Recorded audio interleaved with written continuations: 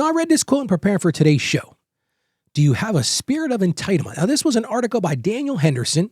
It was from Church Leaders on August 9, 2023. And the article states this, now be ready for this one. A spirit of entitlement is growing like stage 4 cancer these days. Entitlement places self at the center of one's universe. Now that's deep, isn't it? Which leads me to today's listener question. Ralph, I know Christmas is about Jesus. Well, listen, I'm happy she understands that. But honestly, I feel pressure to buy more, give more, and keep up with everyone else. How do I break free from this guilt and sense of what I'm giving is never enough? What we're talking about here is a silent idol. And that's that entitlement. It creeps into our homes every December.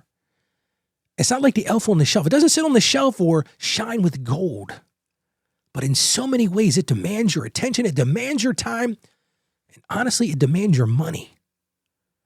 And that God of entitlement, it's that voice whispering, you deserve more. Your kids deserve more. You're failing if you don't give them everything. But you ready for some truth? This comes out of love. You can't serve both contentment and comparison. So let's find that balance on today's show. Welcome to the show. I'm Ralph. I'm so happy you chose to join me today as I continue on this journey of helping you break that cycle of financial shame and do it with confidence. And over the years, I've counseled hundreds of families who were weighed down by bills. That was part of it. But bigger than that, they were weighed down by guilt. The guilt of not doing enough, the guilt of not spending enough, the guilt of not being enough. And if I'm being honest, and maybe you are going to admit this too, I've lived in that tension. As a parent, I wanted to give my kids the world. I wanted to make sure they had everything they could ever want. But there came a point when I realized I was actually robbing them. I was robbing them of gratitude, and I was robbing them of peace. And a few years ago, this is really honesty. A few years ago, I noticed something. I was more focused on what we couldn't afford and less thankful for what we already had. And I remember looking back as I was chasing an image, this cultural image, what the world had sold us. Well, listen, if you have these things, if you can give, if you can do this, if you can do that, that was the image I was chasing. But I had to shift something, and I shifted to gratitude. And when I made that shift, and listen, this isn't easy, and I still battle this every day. So if you're still battling this, or if you're like, Ralph, I never even thought about this, this is not easy. This is warfare. This is spiritual warfare.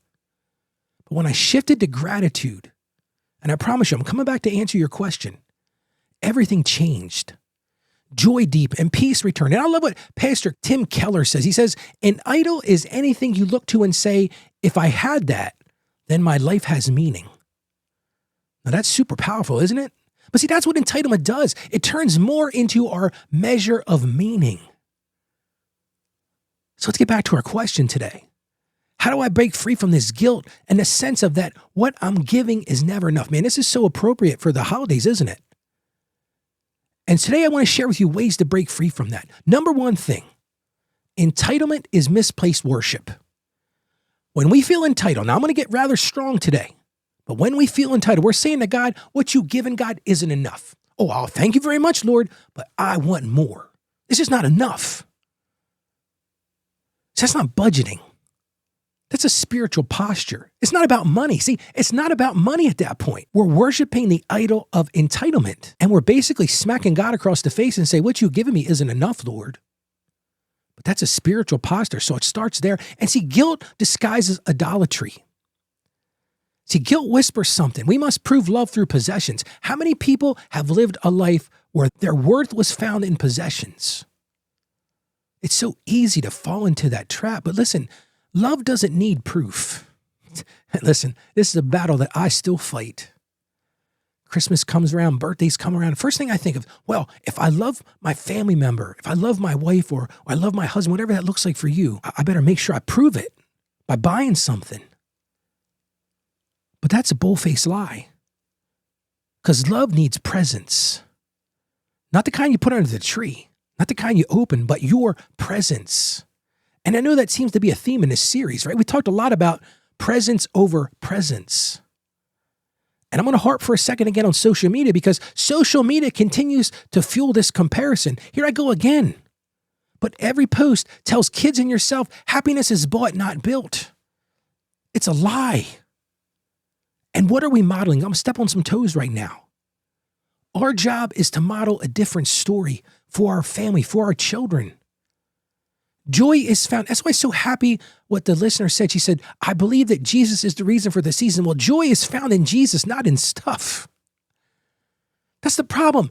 As a culture, we've moved so far away from the true meaning of Christmas. It's not about Jesus anymore. It's about how much can we pile underneath the tree so everybody feels good. Oh, you feel loved because you have a ton of presents. But have you demonstrated this to your kids, that gratitude, that daily gratitude? Because here's the thing, kids live what they learn. And that gratitude, that starting to demonstrate and model that gratitude breaks that power of entitlement. And when you thank God for what you have, that desire for more, and listen, I truly believe that is a fleshly desire. You're going to battle that. I think we all battle that. But when you thank God, when you stop there and say, listen, Lord, I'm thankful, I'm grateful for what I have, that entitlement, that feeling like you need more begins to lose its grip. What am I really talking about here? I'm talking about surrender. And surrender brings joy. It's that fight against culture. I'm going to talk to you about my show, Truth Unveiled with Ralph. One of the big things I do on a weekly show, it's called Truth Unveiled with Ralph. You can get to it by going to truthunveiledwithralph.com, is every week I talk about how to take culture, and we're surrounded by this noise of culture, and how to compare that with the biblical truth of Scripture. So I'm encouraging you, go check that out. If you're not already listening to it, you can sign up for it again. That's truthunveiledwithralph.com. But when we lay down those cultural expectations, it's active work to do this. You make room for lasting peace. And that's the kind of gift that you can't buy. Let's get to our Bible today. We've got a verse here from Colossians chapter 3, verse 5. And it says this, put to death, therefore, whatever belongs to your earthly nature, greed. Here we go, which is idolatry. Right across the bow there, my friends, right? Put it to death, therefore, whatever belongs to your earthly nature. What's the Bible alluding to here? Greed, earthly nature, flesh. But put that to death. How about we pray together? Lord, we hear in your word to put to death, therefore, whatever belongs to your earthly nature, greed, Lord. And we just ask that you would show us how to do that. Help us to find where entitlement can take the place of gratitude.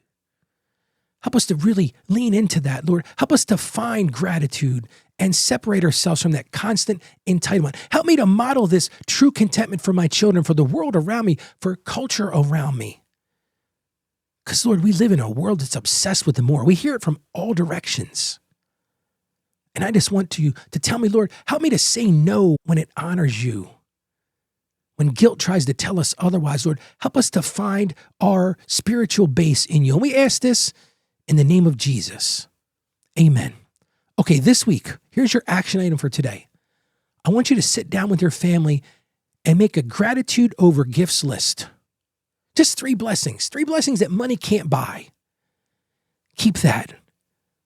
And then see it all of December. We're getting ready to get into the holiday season. This will help you remind yourself of what truly matters. Just build that gratitude over gifts list. And if this message spoke to your heart today, I'd love for you to join our new Financially Confident Christian community. It's way more than just a way to support the show. Sure, you can do that there, but it's a space where we can grow together, where we can share encouragement, we can live out God's plan for financial freedom, and you can join and learn more at financiallyconfidentchristian.com/join. I just want to encourage you today. Help me and help others find peace, find purpose, and find confidence in Christ. Again, that's financiallyconfidentchristian.com/join. And just remember this, entitlement whispers you need more. But the answer is this, gratitude answers, God, you've already given me enough. When you trade comparison for contentment, guilt will lose its grip. Hear me on that. And peace takes its place, because freedom doesn't come from getting everything you want, but from worshiping the one who already gave you everything you need. So today, go out there and be a financially confident Christian. You can do this. I have confidence in you. The Lord is with you. Stay financially savvy. God bless you, and you have a great day today.